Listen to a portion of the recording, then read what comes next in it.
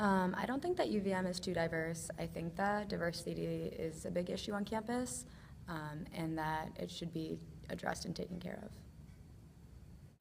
I guess when I'm walking around campus, it could be more diverse, but it's definitely not as not diverse as people make it out to be.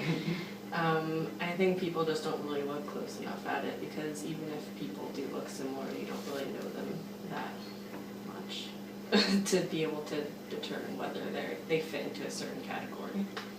Not diverse. It's middle class, upper middle class, and upper class white people, essentially. And then like 4% other. And then hippies. And then hippies. Hippies are the other. Dirty hippies. I think UVM is not too diverse at all. I thought it was pretty diverse, definitely like way more diverse than my high school was, for sure. But you could definitely see there were like minorities around, but it was definitely more diverse than I had been accustomed to. So you come from Vermont, the Yeah. Burlington area? Yeah. Cool. And how does that compare to CCV now that you're over in Winooski?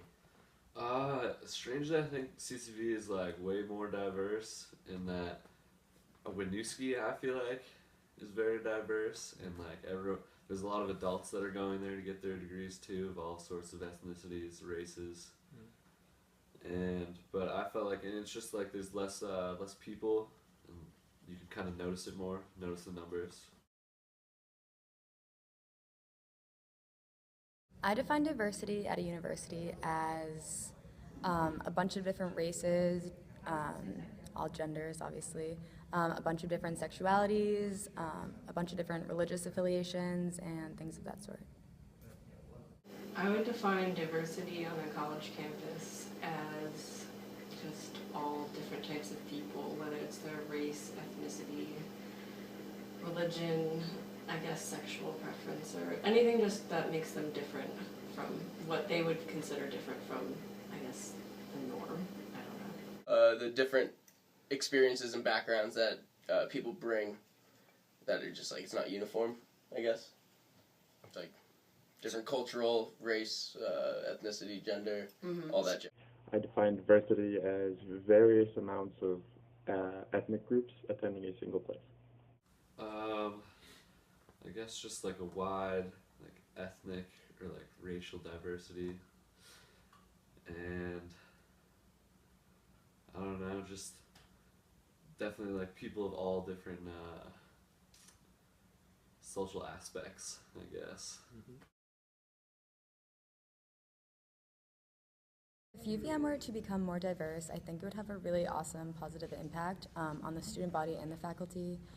It would bring a lot of more cultures and general interests, and I think that the students and student body as a whole could learn a lot.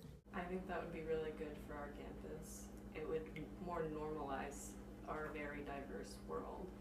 So instead of people making such a big deal out of it with even taking some of the diversity courses, it's just a great othering of Like outside of the classroom learning.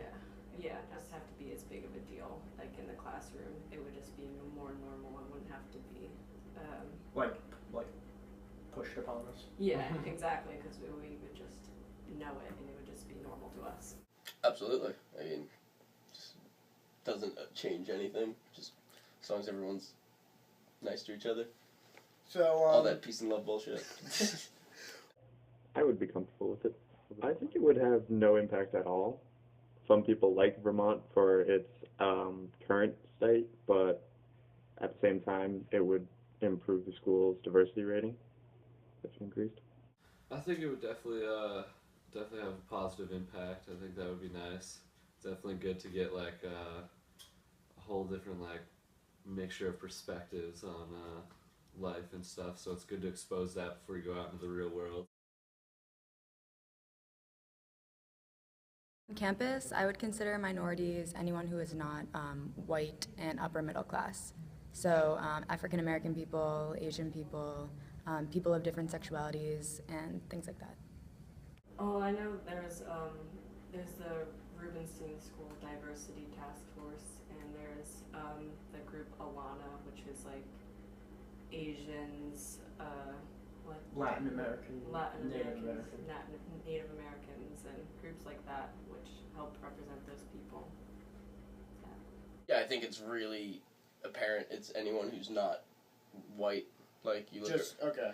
you look around, and if you look left and look right in class, just a bunch of white kids with the occasional So Latino. if you just see someone of like a different Yeah, race, you just, it's like so whitewashed here. It's like apparent when someone's not. It's like you see the minority Asian cultures or the Latino cultures, the African American cultures, and like yeah, it's clear that they're yeah, minority. it's very apparent that they're sitting in a classroom with 60 other white kids.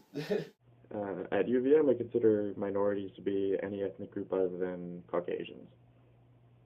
I would definitely say there's fewer African American people around campus on UVM than like most other universities, and I guess they do have a pretty wide like race or ethnic background, but it's just there's so many more like people and there's like larger groups, so that it compares like CCV is I guess like a little bit more diverse in that area. So what would you consider the minority at CCV? I don't know. I guess that would be kind of hard. It's African American as well, just because it's like Vermont and there's like just smaller numbers, but there's definitely more like Indian background, stuff like that. Like down in the Middle East, there's definitely more of that than there is at UVM for sure.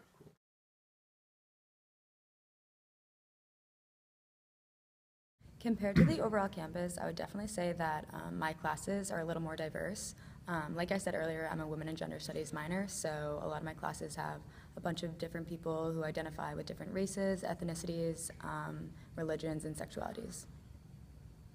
UVM as a whole, I guess, is mostly white, but I mean, I guess between my major and my minor, in environmental science and like just my main college in general, I see a lot more diversity, I guess, apparent diversity with like race and things like that. Where it's not as much as apparent in my English class. I notice a lot more diversity within the Rubenstein School, but I'm not really in the College of Arts and Sciences that often, so I can't really be a judge of that. But it's also, I can't really see what else it goes on deeper, things that aren't as necessarily apparent to me other than race and ethnicity. So, I mean, it's really hard to judge that. I mean, there are definitely minorities on campus that are in the finance classes. But like for the most part, would you say it's? I feel like it's probably pretty equal. I mean, the classes are pretty white and campus is pretty white. It's not like, I don't think I've ever been in a class where I would say it was like half minority, half white, and I don't think it's even possible at UVM. It's just due to how many? Just like proportionately. It's like, I don't know what the exact number is, but I know we're in like the 90-somethings for white people. Like, the minority representation here is very minimal, and for a campus that's supposed to be all about diversity and like all that jazz, it's not really prevalent. I don't know.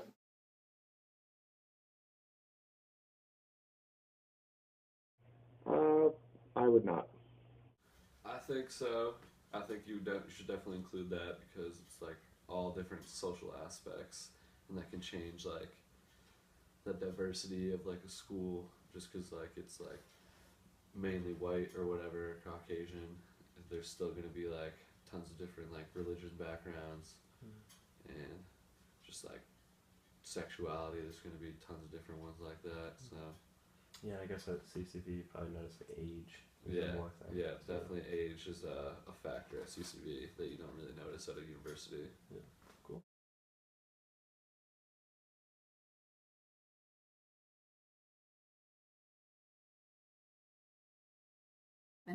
It was different then.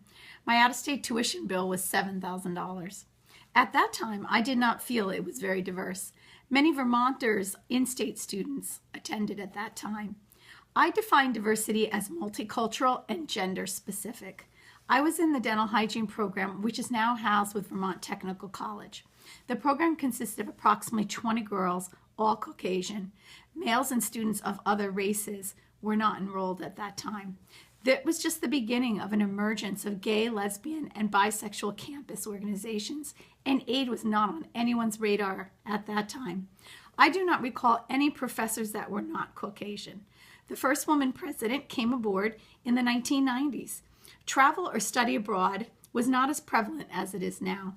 I had no friends studying a foreign language or going to visit another country for coursework, and I really didn't have any friends attending the university from another country. It was unusual to travel as much as students do now. When I visit the UVM campus today, I see big changes physically made to the campus, and the student body looks so very different than years ago. I would say it's more diverse in many ways. I wonder if the price of tuition has made it a challenge for in-state residents from Vermont to attend.